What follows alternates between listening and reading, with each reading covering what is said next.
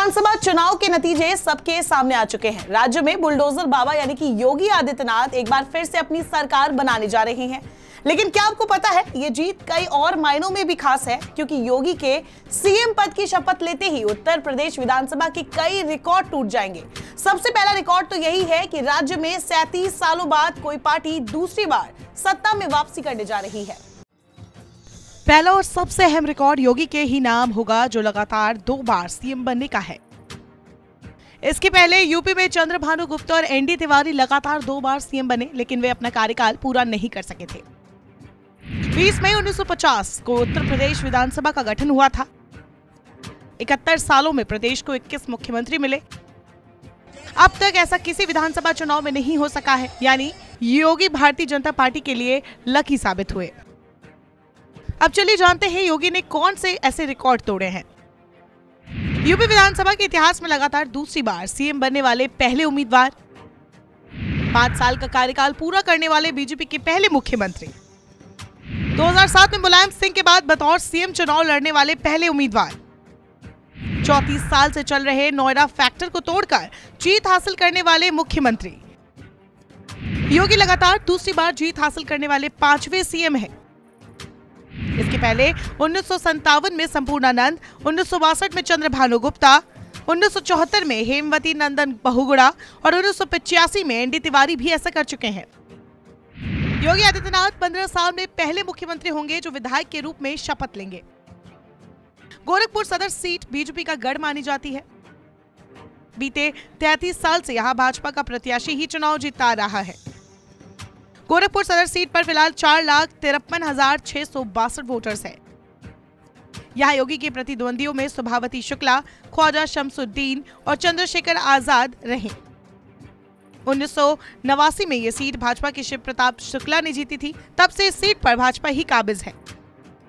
बता दें, सीएम योगी आदित्यनाथ को 1,26,361 वोट मिले हैं। वहीं सपा कैंडिडेट शुभावती उपेंद्र दत्त शुक्ला को 48,758 वोट मिले। इस सीट पर सीएम योगी की जीत का अंतर 73,378 वोट है।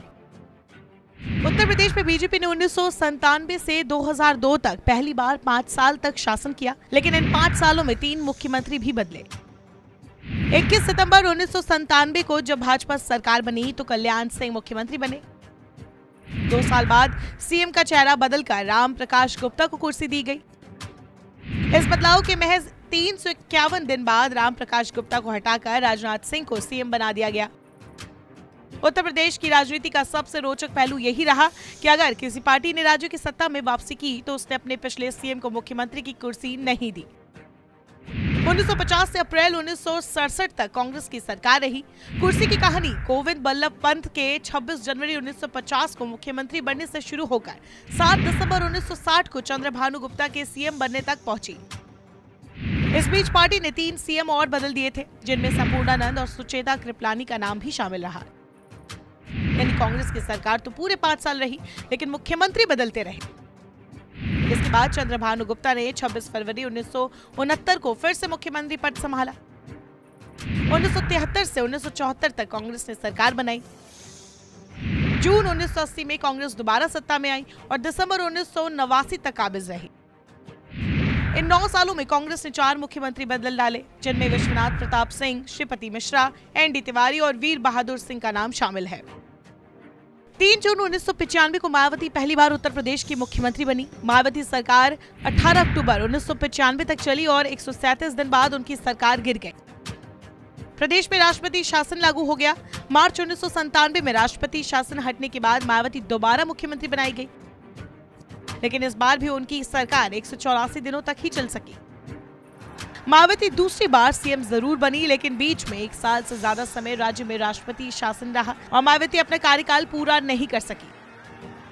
इसके बाद कार्यकाल पूरा करने का मौका उन्हें 2007 में मिला।